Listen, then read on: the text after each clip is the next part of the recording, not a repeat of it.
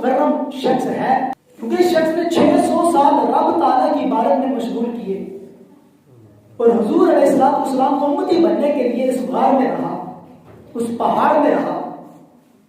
رب تعالیٰ نے ارشاد کر رہا کس لیے کہ حضور نبی آخر الزمان صلی اللہ علیہ وسلم کا امتی بن جاؤ۔ پھر عیسیٰ اللہ نے رب تعالیٰ سے عرض کی یا باری تعالیٰ تیری بارگاہ میں اس شخص سے بڑھ کر بھی کوئی مکرم شخص ہے، کیونکہ اس شخص نے 600 سال رب تعالیٰ کی عبادت میں مشغول کیے اور حضور علیہ السلام کو امتی بننے کے لیے اس غار میں رہا، اس پہاڑ میں رہا۔ رب تعالیٰ نے ارشاد فرمایا کہ اے عیسیٰ اس شخص سے بھی لوگ مکرم ہیں۔ حضرت کی یا باری تعالیٰ وہ کون لوگ ہیں؟